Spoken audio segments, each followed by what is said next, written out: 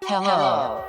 You are listening to the Carroll Connection with your host, Jared Carroll.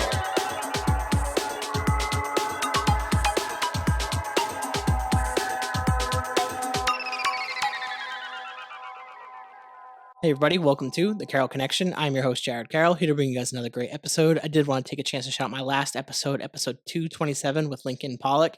He is a handcraft jeweler, and on that episode he talked about how he got into it and the process of making his jewelry and kind of the vision that he has going forward and what he wants to do with his business, Arkwood.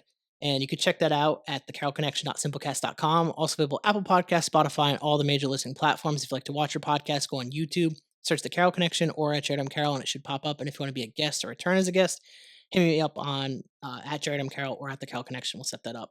And then if you like to check out the book, The 5 Pillars to Creating a Meaningful Life, it's only available on Amazon.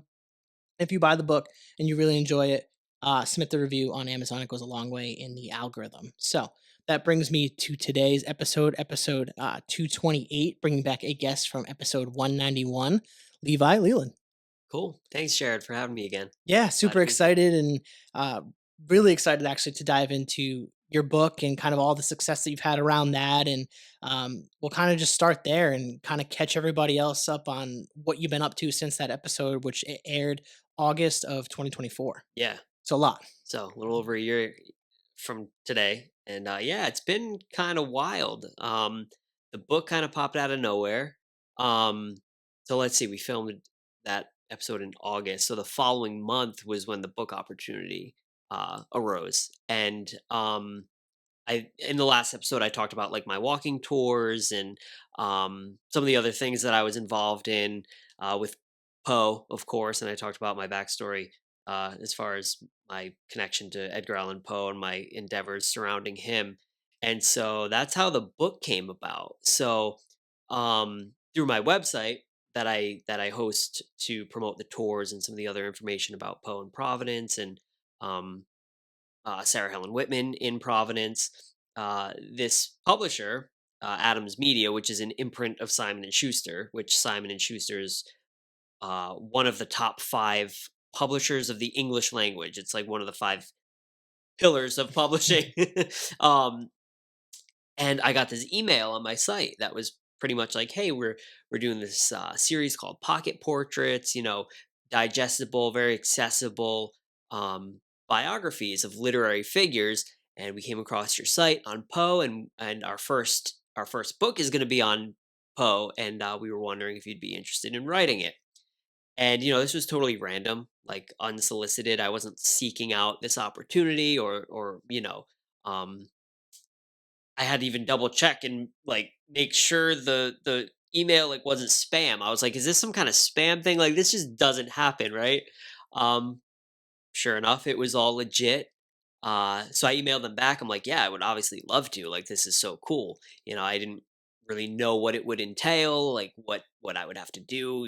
What the series kind of entailed as a whole. Like, I wasn't sure how they were gonna want Poe perceived in this book. And to give your listeners a little bit of background on Poe is, and especially in biography, he's really misrepresented a lot of the time, and people like to harp on a lot of his vices that kind of give people this idea of how he was when it's not really how he was. They like to harp on the myths surrounding his life, and Poe people hate that. So I was like, well, I was a little nervous because I'm like, I don't want to write some kind of smear campaign on Poe. I wanted to make it legit, and so I was definitely apprehensive. But after I emailed back, I had a Zoom meeting with the editor, and she told me all about it, and they were super complimentary of like my website and how I wrote on my site, and um totally I had freedom to direct the book however I wanted. And they would do minimal like editing and interfering with it. They would just polish it really, and it was all legit. It was all good, and I'm like, hell yeah! Why would I say no? It's cool, and I even got paid for it, like a pretty good chunk of change to do it, and it was just such a cool opportunity, and the book, and that was in September that they, emailed me and commissioned me to do it. Um, I submitted that's the only thing. I had like 3 months to do it. I had to write the book in 3 months, so I had to submit I had to submit the first half in November, which was like a month away, if that, because by the time we, hashed out all the details, I pretty much had October to do it, and then it was due November, the first half, and then I had to get the second half to them by the first of the year. So yeah, about like 3 months to write the whole book, and then it came out in September of this year. So about a year total from getting offered the position to the book on the shelf at Barnes and Noble, and I'm like still kind of euphoric, but it's just really cool. It was a really cool experience. Yeah, that's amazing. I'm so happy for you. As soon as like I definitely you're one of the I'd say probably the few guests that like I try to like follows people's like growth and stuff like that. And there's a lot of people that I see that come on the podcast and really excel, especially after the podcast and keeping going with their passions. And Yeah. once I saw you kind of start posting this and getting out there and posting about the book and then start seeing you getting all these opportunities, I'm like, that's so fucking awesome because you put in so much work and have so much knowledge on Poe. And I was getting educated when you were on like the podcast and talking about it because like I think most people know about Poe, but like don't know all the history and stuff that you Right. do and you've learned, especially the stuff in Providence and stuff like Hmm. that. And I always thought it was like super cool when you were able to even like I don't know if we talked about this on the podcast last time, but tying some of your family history back to Oh yeah. yeah, Yeah. I don't know if we got to that. I can't remember because I did find out, and I don't know if I found out after the fact I or think it was. it could have been, so I didn't really talk about it. But yeah, I was doing some genealogy research um, on Sarah Helen Whitman, the woman he was engaged to in Providence. And she was like a major player in Poe's biography. Like after he died, she was like defending him from all the people that were coming out and publishing, just awful things about him. And she stood right in his defense. She was amazing, and she was like a social activist. Women's suffrage, animal rights. She was like one of the first supporters of the Rhode Island Society for Prevention of Cruelty to Animals. Of course, equality. Abolition, all that. She was majorly behind all like the most progressive causes of her time, and of course had this really deep connection to Poe. She was engaged to him. Um, and this was years ago that I was at the John Hay Library in Providence, one of the Brown University libraries, going through her manuscripts and stuff because they house a collection of her papers and journals. And I found her family tree that she had compiled, and I saw a name on there, Gould, which I immediately focused on because I have grandparents Gould, and so did she. So I thought, there's got to be some kind of connection there. Like there's got to be some kind of familial ties. And sure enough, I did the genealogy, and it's super easy with ancestry.com and everything. It's all up there. You just got to like track it. And I did both our trees on the Gould side, and sure enough, they intersected. So we share a great great great great grandfather from England in the 1500s. So this guy John Gould had three sons. His oldest was her great grandfather, and his second oldest is my great grandfather. So we turned out to be like sixth cousins, 6 times removed. And again, just kind of like weird coincidence that I've been studying this woman for so many years now, and she's a cousin. She's related. Yeah, So that's it's just as soon as I saw that, I'm like the hair stands up on you a little. It's yeah, like it's so weird. crazy. It makes you it does kind of compel you to believe in the supernatural forces that kind of surround us. Like we live in this bubble, but it's like, are there things at work around us that kind of make things happen for us, that kind of direct us into certain paths that we're supposed to be going in? I don't know. And that's kind of what I said when I posted it. I was like, I'm not like superstitious or anything, or I'm not like, you know believing in this whole divine intervention kind of thing, but it's definitely a little eerie, right? And a lot of people were like, "No, like this is so cool. Like I think she definitely guided you to get into Poe and then into her and like, she's a really underrated figure in history. I'm one of the very few people like you can count on one hand that has published or done anything with her works and especially, um in her own right, like outside of Poe. And so people are super encouraging about it. And they're like, I think she directed you to Poe and then to her through, all these crazy coincidences. And I'm like, yeah, maybe. Yeah, I mean, I tend to lean on that side of the fence where like that or like you can go down this rabbit hole of like the concept of reincarnation and stuff like Yeah, I that of know like that trips me out too after a that while. Like yeah, cuz I think that about cuz that. then you get into a conversation now of like could that have been like you in a different life and you're Right. rediscovering yourself in some weird way Yeah. and like highlighting all the amazing work that she's done, Right. aka you've like Right. it gets into You that yeah, crazy concept. you don't know. It's so weird, but like some things you just can't explain, and I think a lot of people probably resonate with that, but, certain things, they gravitate to, Yeah, to me and there's honestly, you as soon as I saw them like it just like I can't think of the word, like not like validated like the work that you do, but like it just made so much sense. I'm yeah, like, right? it's like it's just like I don't know. That stuff like gets me so excited in like some weird way, like almost like and like this is like I've talked about this on the podcast before, but like anything like super like weirdly like spiritual, Mhm. I'll feel emotion towards, but like not like sad emotions. Like I'll start to like tear up. I can feel like my eyes right now just starting to like water a little bit, but it's like not like a sad thing. It's Yeah. like when I talk about this type of stuff, it just like I feel more like not like connected in some way, but like maybe connected. It's weird.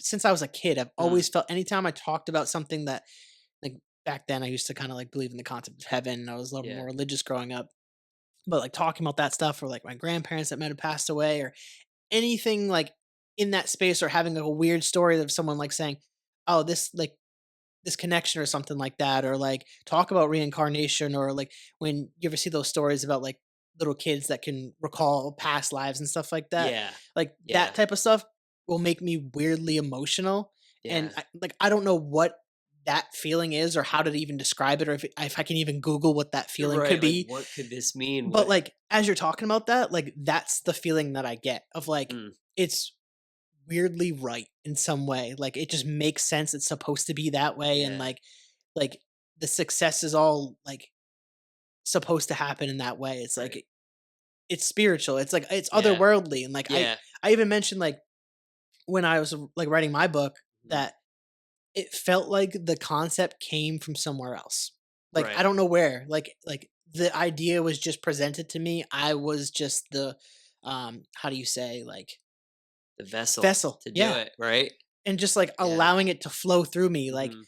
and I always try to lean into that, like, not that like I'm not creative, but like I'm allowing whatever spiritual or supernatural force to like act through me and act through like goodness and like stuff of like connection and reaching out to other people. And I've always leaned in that of like the stuff that I'm doing now might not be viral, might not get tons of views, but I know is inherently good and it connects people. It shares a message and it's under the guise of like life stories and mental health and chasing your passion and like I always lean on that of like if you're in that type of space with what you're doing creatively, like it's the right thing to do. Totally. Like no matter what you're doing. And I really feel that way with what you're doing and like highlighting Poe, highlighting Whitman and like sharing their stories in a way that I feel like isn't done nationally. And I Right. think that's like the coolest thing. And especially also you're doing it locally in Yeah. Providence and like Yeah. kind of like Claiming that little space yeah. And as well like as the story, which is cool and connects to the bigger picture of Poe's legacy and, you're just um adding more to a story that is like pretty nationally recognized, obviously, right. and like who he is and his work. But like this side of it, like not everyone hears about, and it's a little more niche. And like Yeah, that's the stuff I feel like is just way more valuable nowadays, is because like totally. everything, especially now we have social media and internet and Mm, stuff like that, access to information is like vast. right. So a lot of those topics, when they're mainstream stuff, are covered over and over and Mm, over again.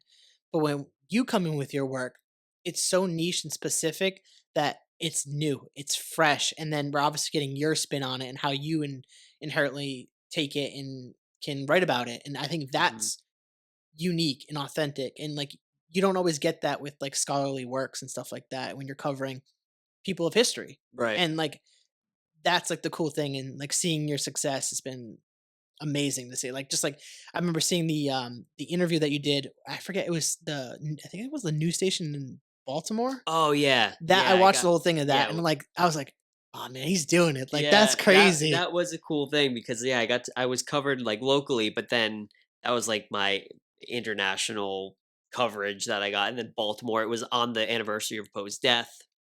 So, like, we were talking about, obviously, Poe's death and his grave and the book, but, like, he's in Baltimore, he's buried in Baltimore, so it was cool to kind of be on TVs in Baltimore where people are very familiar with Poe because, of course, he's right in their backyard. So, that was surreal to me. Like, growing up, I've been a Poe fan since I was 12. And when I say, like, a Poe fan, I was like we were talking about, like, being hyper fixated earlier, like, I was hyper fixated on Poe for some reason. I don't know if it was because of the other things going around me in my life with, just my home life and everything. Kind of, I was like grappling onto Poe because it was just something that interested me, and it could be a constant. When a lot of other things were changing in my life, but um, I was like hyper fixated on Poe, and like most kids, at that age are like, I want to be a famous sports player or like a musician or like I don't know anything. I was like, I want to be like a Poe expert. I want to work at a Poe museum. I want to write a book on Poe. I want to like that's what I wanted. That was like my dream. And so now, being 30 years old, and being on TV in Baltimore on the anniversary of Poe's death, talking about the book I just published on Poe, I would have never fathomed that. I think at that age. And it's literally like a childhood dream coming true, which is like all I could ever ask for. Yeah, I'm so happy for you. Like that's so cool. And I didn't know it was.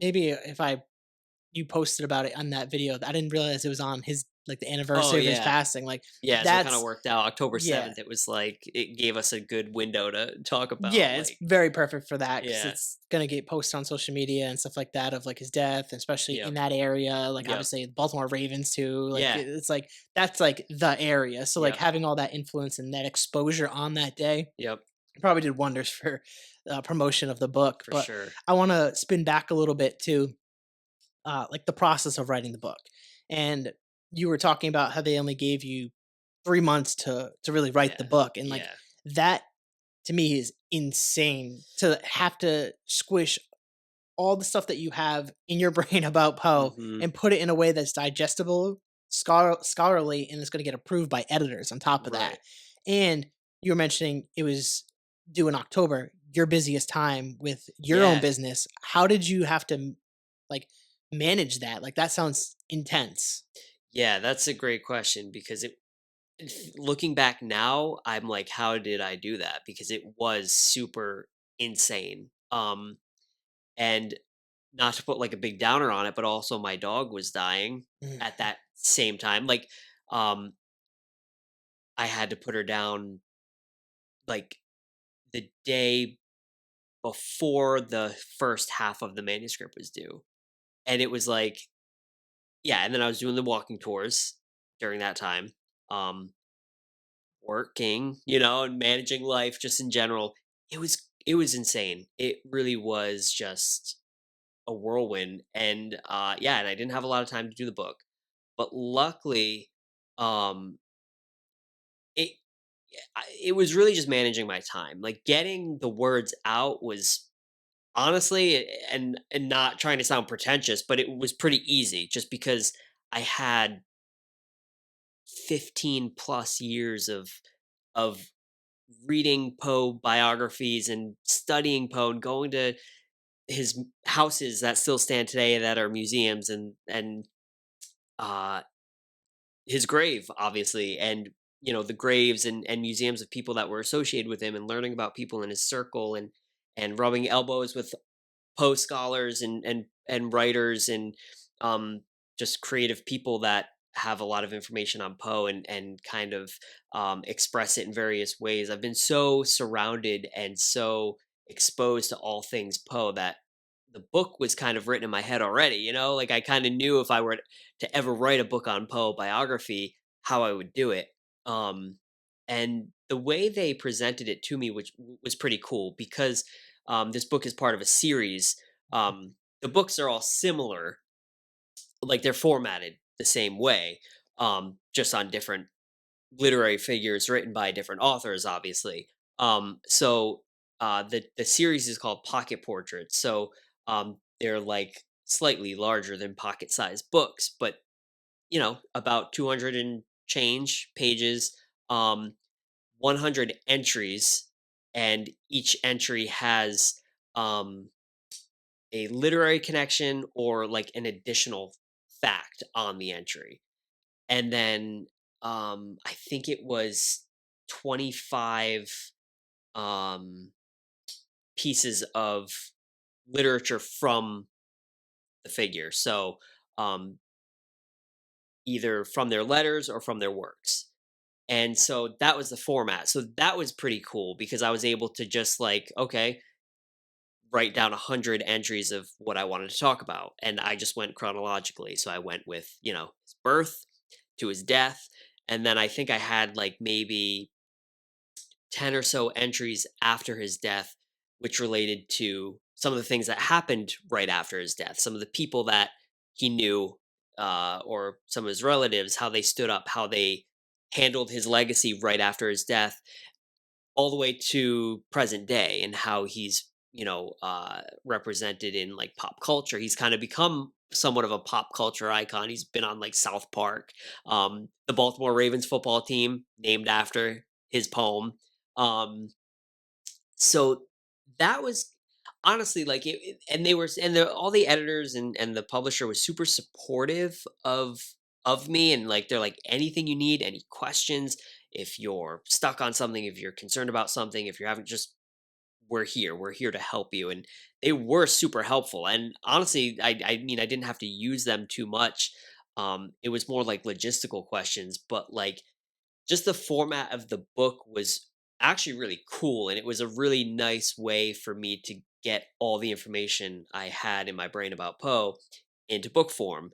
And like starting with those entries, that was like perfect. I'm like, okay, cool, I can talk about his birth. I mentioned every major relationship he had. I mentioned every um book that he published. I mentioned every job that he had, and then I mentioned like all his major works. His first works in horror, his first works in science fiction, his first works in detective fiction, um, and the book just kind of flowed from there. And of course, with the additional content, with the literary connections and the additional facts, that was just like stuff I couldn't write in the entry itself because the word count was quite limited per entry. The book is like 200 and something pages, and there's 100 entries, which really is like a page or two for each entry because they needed room for the other things. So I think it was like 300 to 400 words per entry. And so I really like exceeded the word count, and then they just kind of cut it back. um it was fun to do, and honestly probably easier than it sounds. um but like I always use this example. I'm like, had they asked me to write a book on anybody else or anything else, it would not have been even close to that easy.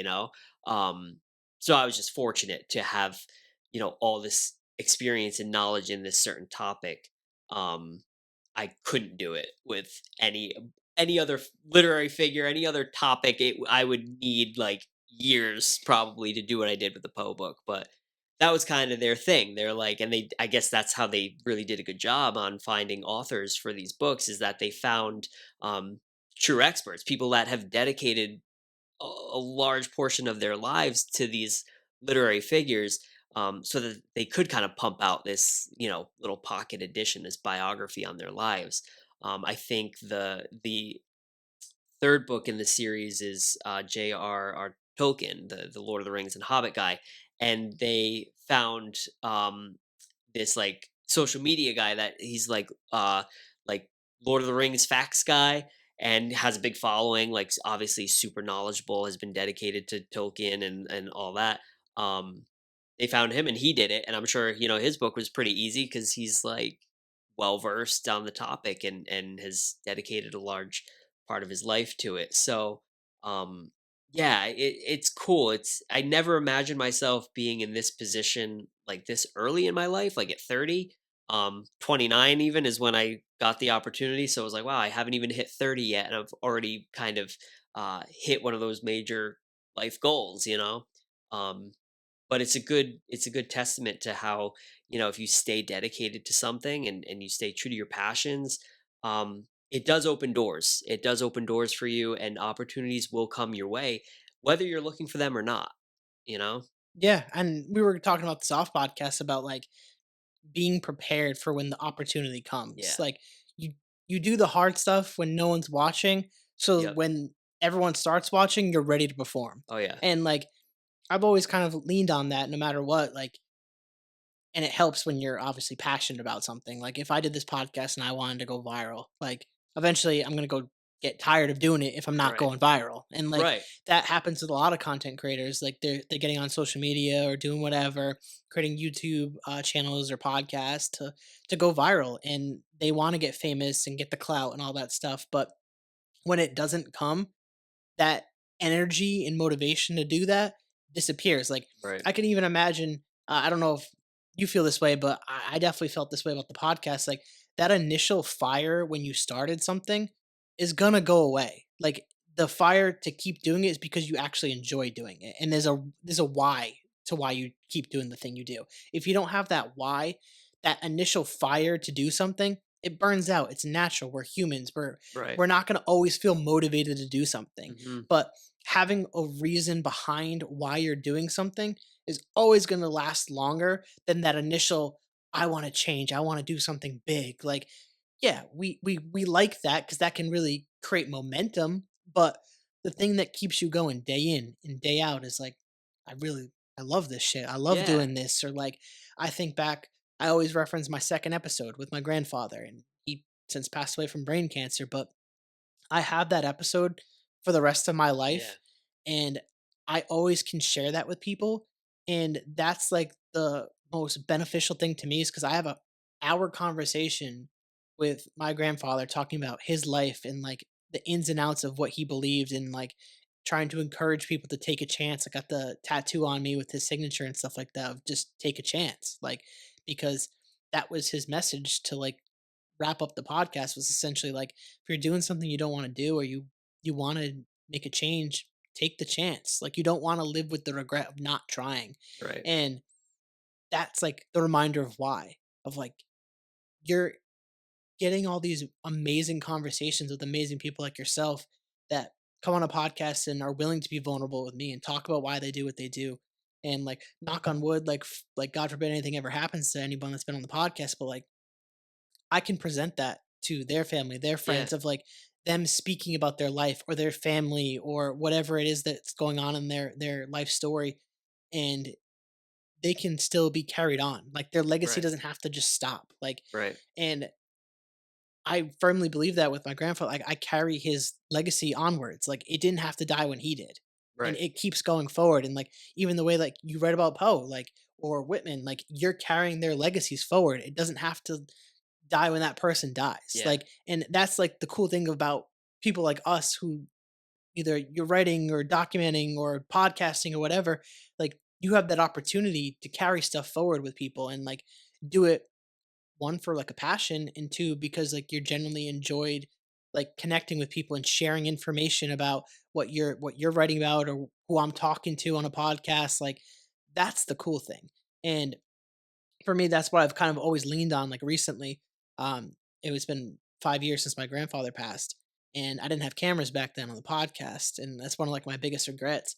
But when he passed, I made like a tribute video, and I clipped up some songs, and people sent me a bunch of pictures, and I made like a video with like the podcast, like some of the quotes they said, and like Mm. put that in between the songs and stuff.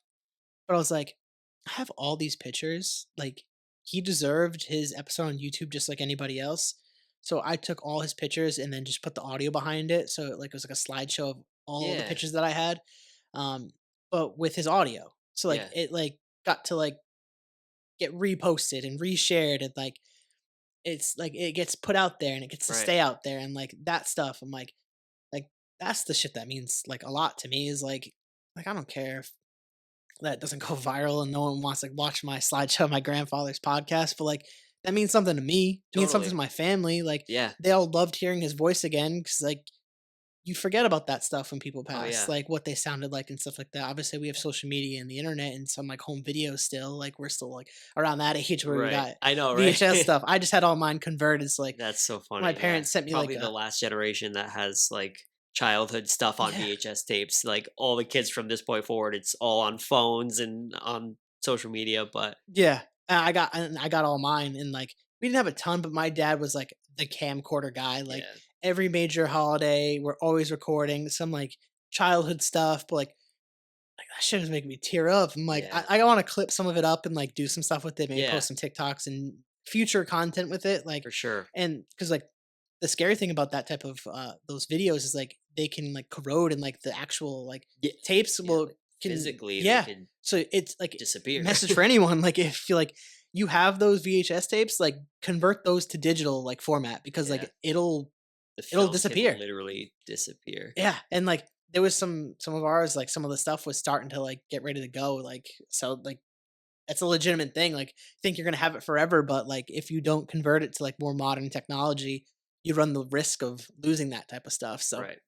but, like, that's totally veering off the conversation, but, like, that type of stuff, and, like, being prepared for opportunities like that, like, I think it goes a long way, and I don't think everyone always recognizes that when they're wanting to do some type of, like, social media or content, write, pod whatever it is, like, music, like, you gotta do it when, like, no one's watching, no one cares Yeah, about who you are, and, like, become an expert at your craft. What's the thing, like 10,000 hours and you become like a master, whatever it is. I forget the saying exactly, but it's like, um, that's gonna piss me off that I don't remember what it is.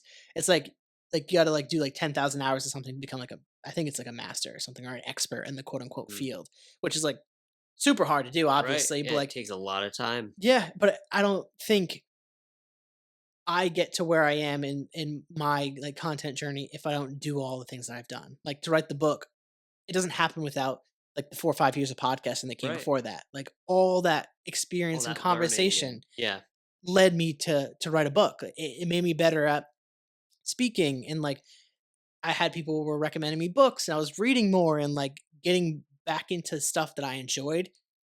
And then that made me think and like wanting to write a book, and that process started to come to me.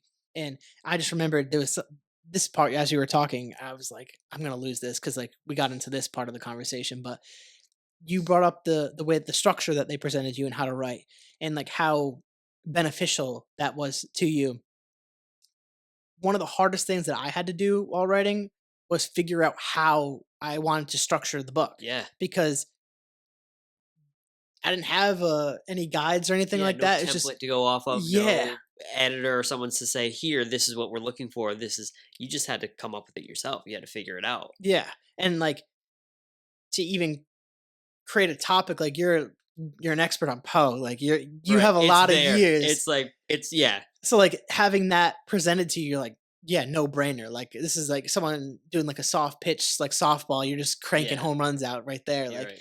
so, like that to me really resonated because like I thought that like was awesome that you were given like a template, but also I can imagine how difficult it was to take all the information that you have and like fit it into like a word Yeah, count and kinda stuff like that. box it in.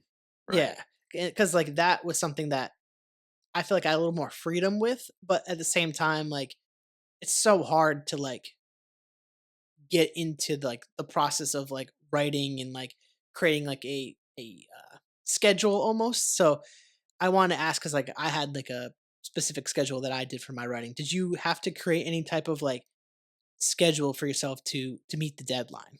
Kind of, yeah, kind of. I would work every night, like after work, my day job, um, and pretty much most of the weekend.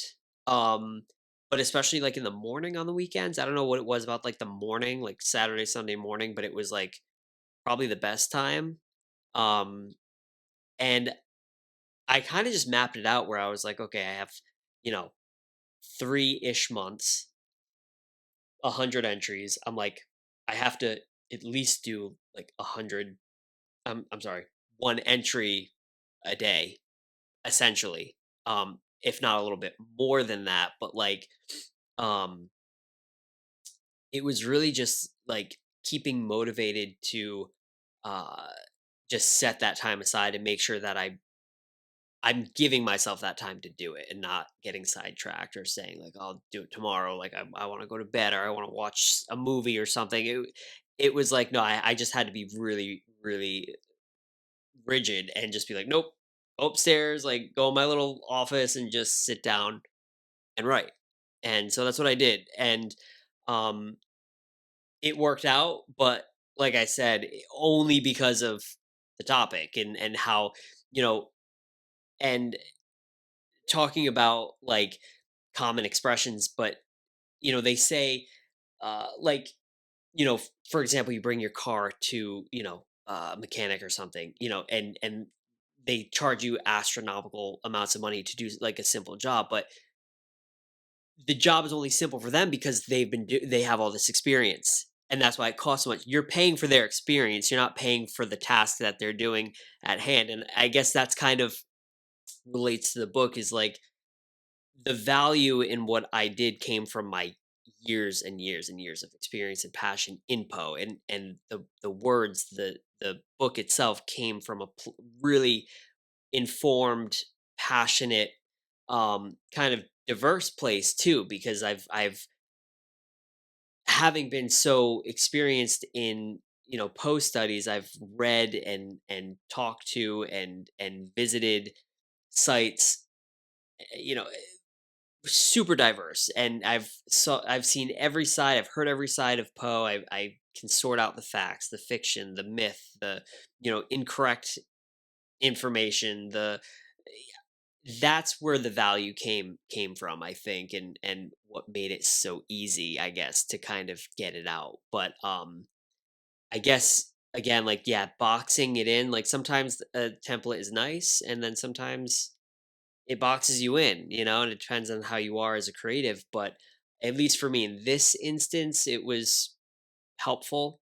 Um, but there were things about the book that were beyond my control that I didn't necessarily like when they sent me the cover. I had no like creative input as far as the aesthetics of the book and like the design and the text, like the font and things of that nature.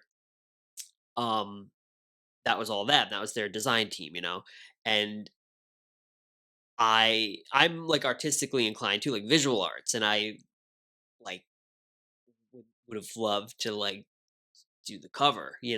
But because it's part of a series and all the Hmm. books go together, like they're like, yeah, no, like sorry, this we have a designer doing it because she's doing all the books, and they're all gonna go together, in a set, in a series. So when they're on someone's shelf, they're very identifiable as like, oh, that's the Pocket Portrait series or whatever. So they sent me the cover, and they were and I didn't like the cover. I was like, "Ugh," like to me, it looked a little cartoony. It looked a little juvenile too because it was like this very like romanticized picture of Poe and like all the iconography from his works. And I was like, all right, it's a little like on the nose. And I was like, eh. And I expressed that to them. I'm like, yeah, I mean, I wish maybe it looked a little bit more like how I imagined it to be, like a little bit more like sophisticated, a little bit more like um interesting, like intriguing for like adult readers or old. But then I was like, oh, but that's the thing. Like sometimes you have to rely on other creative people to know what works and what doesn't. And because they're a whole publisher and they have a whole marketing team and they have a design team, they know what sells, they know what stands out on a bookshelf at Barnes and Noble. They know those things. So they're like, no, they were super cool about it. And I might have been a little bit ruder than I should have been about it, like in the conversation, but like they know. And so like all in all, it worked out. And then once I saw like the other covers of like the other books in the series and saw them all together, I'm like, okay, now I get it. It looks cool. I get where they're going. So sometimes, like when you do have to collaborate a little bit, it's tough because you have to accept other people's visions too. And of course, there are other factors that go into it. You know, they're not just like, oh, we just want you to write a book on Poe because we love Poe and you love Poe, and that would be cool. No, they want to make money. You know what I mean? Period. That's the foundation of this world, and especially America, is just money. So it's like they want to make money. They want to sell a book. They want to design a book that's going to appeal to people, that's gonna sell. Like they need to stand out, right? And so I accepted that fairly, quickly. I guess I had to, but it wasn't hard. Like at first, I was like, "Ah, yeah, I get it," but it's tough. Yeah, I mean, I appreciate your honesty too, because I Yeah, wanted to ask about that, but I was like hesitant. I was like, I don't want to put you on the spot and have to yeah, ask no, a tough question like that, because I don't want to put you in any weird conflict issues there. But like, because like that's a real question of like working with a publisher of like, yeah, are there things that you had to like push back on, and hearing that, and like I think that's awesome that you were willing to do that though, because like I can imagine maybe some fashions that could be a little bit more challenging, because like they're a large publisher, feeling maybe some fear of being like, hey, I just don't really like this, but like at the same time it's your work too, so right, like you want your work to be like how you pictured it, so right, like that that back and forth could be kind of frustrating, but at the same time you could look at it too as like this is just the door opening into that space too, and like you have that connection now, and you could like I assume you're eventually probably going to write your own and do your own thing and like go yeah, way more into depth on stuff and do it at your pace and how you want to do it, and this just opens that door right, completely for you. And like I could see too how like it being a series, they have a vision of how they all look and how they probably have the same type of, because I've obviously seen the cover and stuff like that. Like I could see them all looking like that, and yeah, how that could catch someone's attention. Because like I was just thinking about it, just like walking in a bookstore, you see those four, like was it 4 books or was it?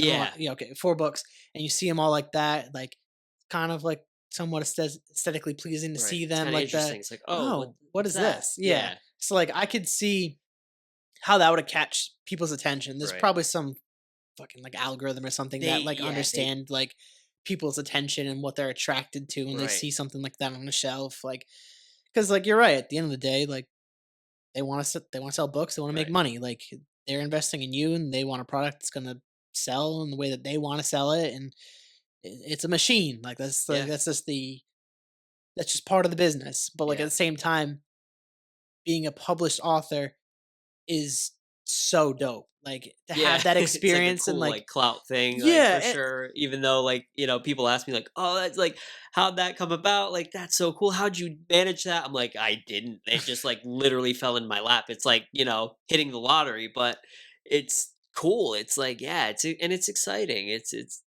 an accomplishment because of, like we talked about, like, my work came in building the foundation to open those doors. So like while I wasn't in that moment like looking to write a book and publish a book, it came to me and I was ready for it and I did it and I can say that I did it, and that's kind of where the accomplishment comes from. yeah, and I think that's like a huge like reoccurring theme on this podcast of like being prepared for that opportunity. Like Yeah. I mean, I think it's like such a great point to like reiterate, because like there's so many points in life that you might get an opportunity you're not ready for, and it might feel almost too daunting to even try that sometimes, Right. and you might even fail at that because you're not prepared for it. Right. It's like going into a big test when you're in school and you didn't study for it. Like Yeah. it's the same type of logic. Like if you're not prepared for the test, or even like a pop quiz or something like that, if you're prepared, like you would have been ready for it and Right. like you would have aced it. And there's like not to like say like I liked pop quizzes back then. I probably hated that shit, but like that logic is kind of sound. Like Yeah. there's gonna be points in life where life's gonna test you and quiz you, and if you're not ready for it, it's a missed opportunity. So Yeah. like being ready for like those opportunities is so key. So like something like that lands in your lap. You've been doing your your business and your tours for years preparing for this, and they found you. Yeah. Like that shows you like the power of the internet too, of Yeah, like exactly. posting and sharing about what you do and getting it out there. Like if anything, I think this book's like a huge testament to like that concept too of like share your stuff, post about it, like get yourself out there. Like Yeah. we live in a digital world right now where like you can be a brand. You yourself can be a brand. You could write about anything, you could do anything, you could podcast about anything. But at the same time, it comes back to genuine interest and are you being authentic to who you actually are? And Right. that's a hard question to like Yeah. answer, but I think you figured that out through trial and error and sometimes just you're born into it. Like, I Yeah. mean, it seems like on some level it just kind of like came to you naturally, and I think that's awesome. But like, there's also some other sides too of like you're gonna try stuff that you don't like, and you're gonna learn stuff. Like, I didn't know I was gonna do a podcast when I was back in high Right. school. Like, Right. I honestly was not interested in talking to people and like public speaking and Yep. writing. I wasn't Yeah. interested in any of that. But over time getting experienced or being exposed to, I should say, that type of content online or seeing people on podcast or like getting more into reading books that I actually liked versus being told in school. Like I was like, oh, like I actually kind of do enjoy this type of Yeah. stuff. And like it opens up those doors and I think that's like really cool. But I wanted to quickly add to your kind of talked about the structure of the book. Like what I was doing was I created a structure during the weekdays where 30 minutes a day I had to dedicate toward the book. Yep. Like no matter what, Like whether it was just minimum. Yeah. yeah, whether it was researching, doing like writing prompts, like doing my outline, like taking notes on my research, like no matter what. And if it went over 30 minutes, awesome, but you gotta do at least 30 minutes. Right. And I typically wouldn't do more than, like, a couple hours because, like, at that point, I'm just running myself in the ground, and it's gonna just be, like, mush. Yeah. It's just it's not gonna be good stuff. Because like, the reason the 30 minutes works so well, because like, you'd write, and then you're giving yourself a break, and I would think about what I wanted to write next because 'cause I'd leave off on, like, a pretty decent point or something like that, and I could, like, sleep on it and think Mhm. about it, and, like, I was, like, fixated on it, and then the fact that I kept it during the weekdays for the most part, weekends, I'd still just do my thing, live my life, whatever, but I kinda kept it like business almost, like, it's this like my job, Yeah. like, and, like, that really worked for me, and it's like, what's the it's like a phrase that I'm trying to think of, it's really just momentum, like, the constant chipping away at something, Yeah. and then all of a sudden, I was like, "Boom, I wrote a book." It's Yeah. like, what the fuck? Like, when did this happen? And Right. then it's like, here it is. And the cool part about my cover was it was, someone that's been on my podcast. They do, Oh, like, digital AI art yeah. and, like, Yeah. he does, like, liminal space type of like, you ever see those, like, weird, creepy, homey type of videos where it's, like, a looks like an old hallway, but it's, like it's not, like, scary, but it's, like, not real either. It's, like, a Right. fake space, but it'll have, like, weird music on. I can show you Yeah. his page after. He does, like, really great stuff, but he helped me with that cover, and, like, it came out, like, Yeah. even better than I Perfect. could have imagined, like Right. and it was cool because I used someone from my network, Yeah. and, like, Yep. did that, and, like, that was, like, a cool thing to be able to, like, put someone on and, like, work with them and do something a little bit different than that, but wanna pivot a little bit, and we kinda talked about this off podcast, but you had gotten a negative, like, article written basically Oh, yeah. about the book, and I wanted to, like, kinda hear from your point of view of, like, how do you handle, like, negative criticism of the book? Yeah, that's one thing I honestly didn't really think too much about when I was tasked to do it and was writing it. But yeah, like with anything, you put yourself out there, and especially on this level of an outlet, with a major publisher, yeah, you're gonna people are gonna read it, they're gonna review it, they're gonna talk about it, and sometimes it's not always good, right? And that's okay. Um, and the negative criticism, I kind of chuckle at it because Um, I take from it though too, obviously, um, especially when it's constructive. I mean, not everyone has constructive criticism to say. A lot of the time, people either just like it or they don't. When they don't like it and they don't really have anything productive to say, they just kind of say stupid stuff about what they didn't like about it, and that's fine. But this particular article was kind of like funny because, first of all, they like started with they they like opened with a little like introductory paragraph about Poe himself. They they they were wrong with about half the facts they even said about him in that opening. Um, particularly about his death, because his death's a big mystery, and they wrote like the trope about him dying in a gutter, which he didn't. He wasn't even found in a gutter. Um, but he was found like in the streets and delirious, died in a hospital days later. And there were some things in the article, in the beginning of the article, that were wrong about his life. And I'm like, well, first of all, clearly you didn't even really read the book thoroughly. There was like the giveaway right there, because I don't say that in the book. Um, the correct information is in the book. So first of all, you didn't really even thoroughly read the book. Um, so that kind of made me laugh. I approached the rest of the criticism with kind of a light heart. Like, yeah, I'm not going to take this personally because this person, you know, didn't really even read it. So any kind of criticism they have, I think they're just basing it off of like just a glance and not really a thorough read. So um you got to just take it, I I read a lot of like constructive reviews on like Goodreads and everything. Like people are really responding to the book, and um there was this one review that was like, very complimentary. They liked a lot of elements to it. Their critique was that like there was this certain work of Poe's that I didn't mention in the book, and I was like, "Oh, you know what? Yeah, I kind of missed that." Obviously, I couldn't mention all of his works.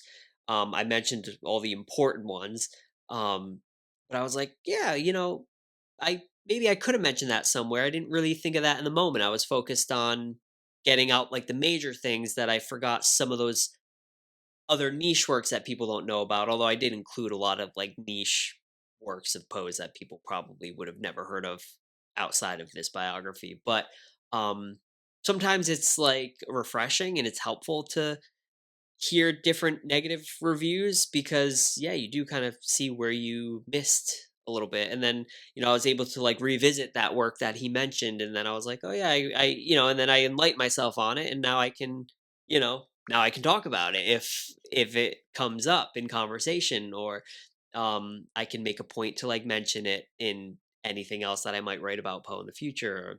But yeah, it's weird. It's weird. I've never been on this scale of like, attention, I guess, from something I've produced.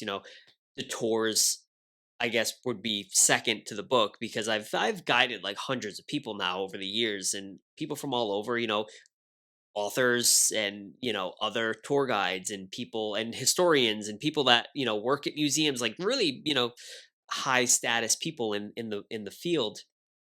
I've given tours to, and I've learned to be confident and just like say what I know, and not be afraid to fail, which I think is important too, because you want to be confident and um be ready to correct yourself. And a lot of people will chime in and be like, "Oh, I heard this fact, or or what you just said is different from what I've heard," and never be defensive, never be like, "Nope, that's not," I'm always super susceptible to like people's input and ideas and what they have to say, and I'm always like, "Oh, yeah, maybe I'm a little, misguided on that. I'll have to revisit that." But from what I've read, I've da da da da, da, that's important, to always be kind of open and fluid and not super like closed off to like any other kind of feedback, whether it's good, bad. Um, it's it's different. It's different to be out there on a big platform and to receive so many different like reviews and stuff. But again, it's ephemeral. It's not going to last forever. It's this book just came out. It's like I'm getting a spike in all this attention and like the news articles and the interviews and stuff. Um, but it's already kind of starting to fade now.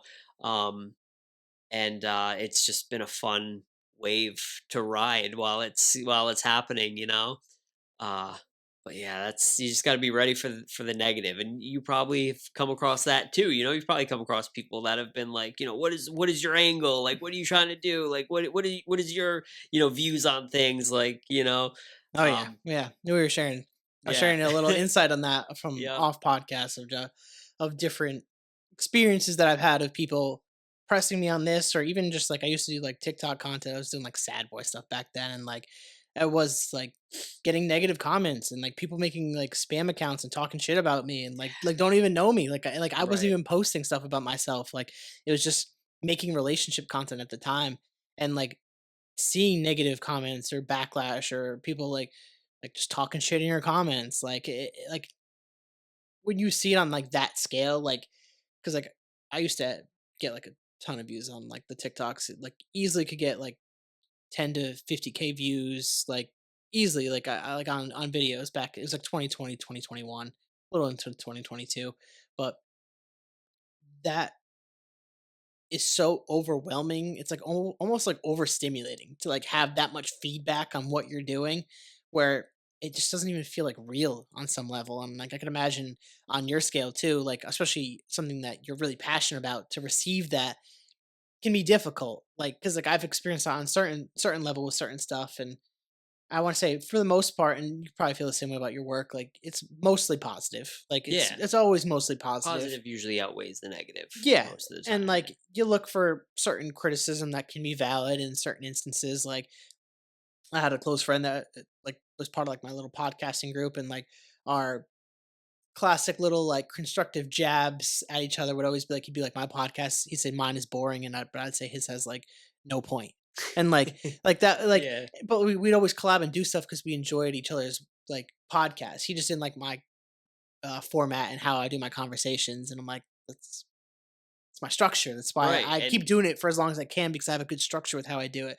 And my always constructive criticism for him was like, you need like a niche or a topic to like keep you locked into what you're talking about. Because if you just talk about whatever all the time, like you're gonna lose yourself a little bit yeah, and the it's all over the desire. place, and Yeah, and then the listeners are kind of like, all right, like wait, what? Like yeah, it's exactly. everything's going over people's heads. They You just need a lose topic interest. or something to keep you Yeah. based. Like with this podcast, like I might not have a specific, every episode's different, but the underlying piece of it is life stories, mental health, Yeah. passions, like that stuff is always reoccurring, and like that's the point.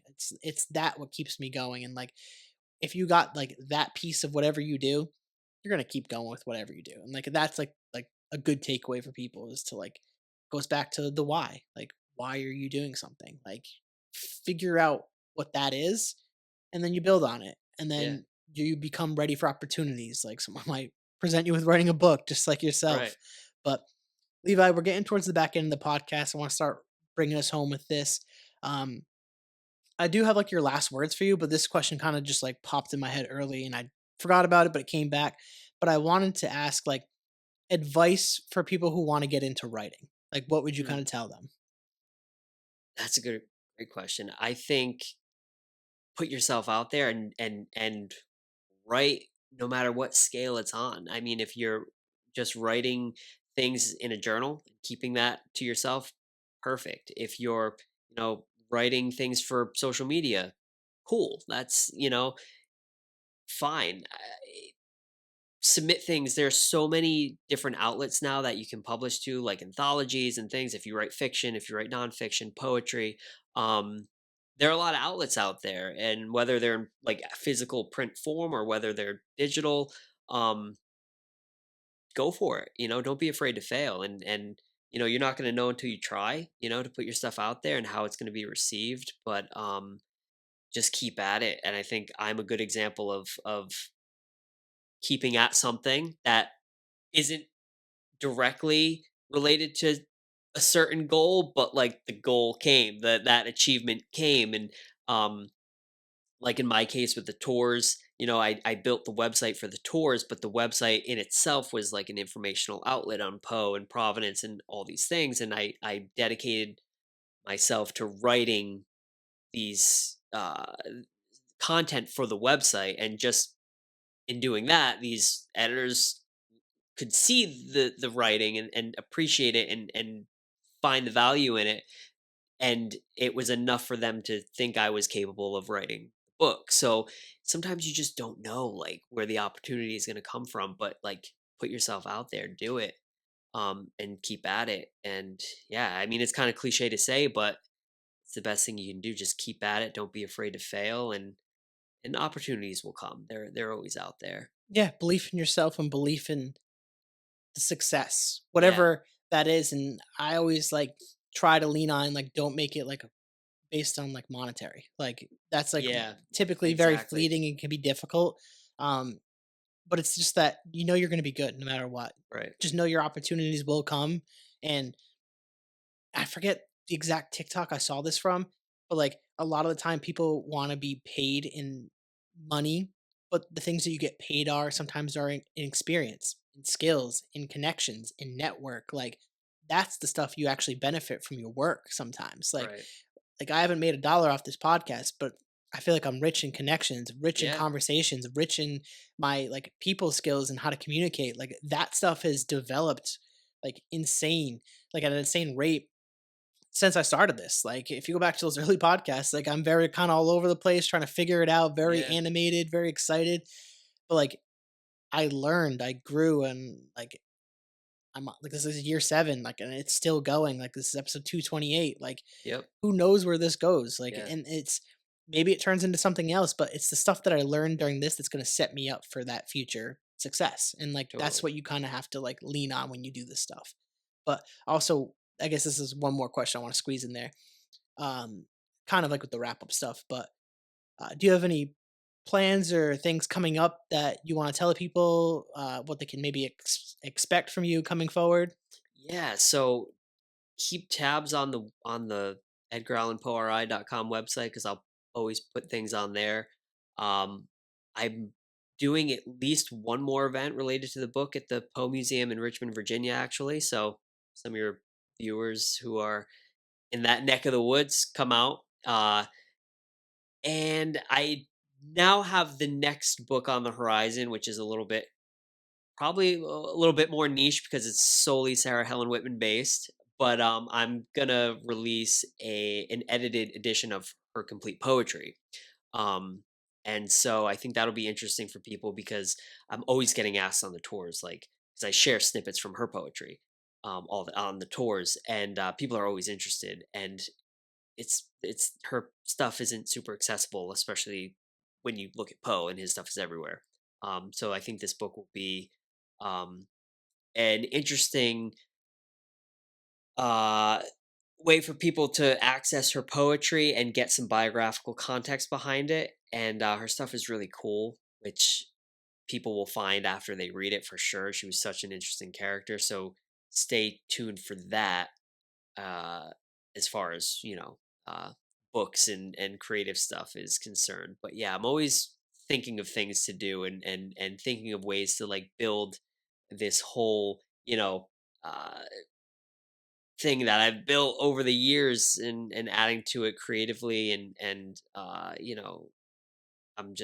I'm always excited to hear from people and have people ask me questions or come out to an event or just chat because it's just cool. It's making those connections that are just like invaluable experiences. So 100%. And I'm yeah. excited for what you got coming. I'm always keeping tabs on the stuff you're doing, and um, definitely look forward to doing another podcast in the future Yeah, for and sure. whatever comes from what's to come.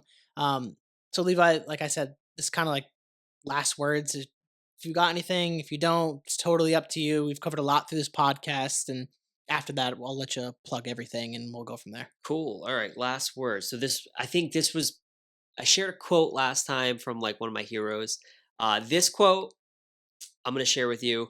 Uh I think this was going to be my choice last time, but uh, I don't know. I didn't feel like it was really fit in that moment. But uh, This was actually my dad's quote, and I talked about my dad, I think, on the last podcast, but it was like his little Facebook bio, uh, his last Facebook bio, and he was a blogger, writer. He put it.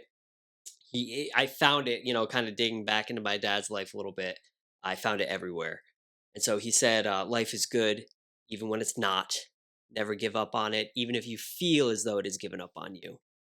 And so kind of poignant, especially in the context of my dad, but looking back on it, it's super true, I think, for anybody. It's like, yeah, life can become heavy, you know and it can feel like it's just not worth it, but even if it does feel that way, it's a fleeting thing. Don't let it bog you down, or keep you from doing what you want to do, and keep you from living.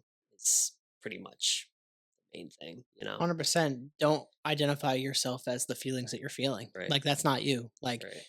because like you're gonna be really happy one day and you're gonna be really sad one day. Like both of Yeah. those aren't you. Like you are a collection of those for sure, but like you can't identify as one of the either. Like if you're constantly like calling yourself like I'm just a depressed person, like that identification with that emotion is going to keep you in that state, Yeah. and it can be difficult. That's why they always say talk positive about yourself, talk Yeah. like the self talk, like the things you speak can become reality. Like Yeah. I don't know how many people believe in manifestation Hmm.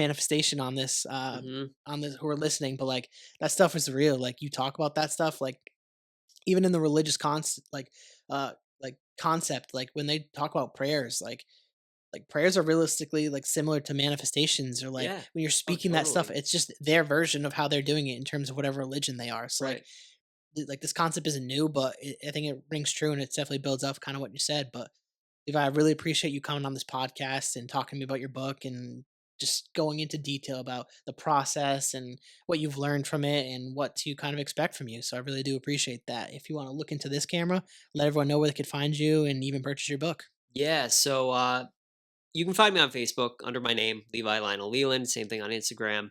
But if you want to follow more of the Poe stuff, the tours, the book, Edgar Allan Poe, RI.com. That's where you can find all that. If you want to purchase the book, you can purchase it at all the major retailers. But if you want to purchase like an inscribed signed copy from me directly, just reach out on the website. My email is on there.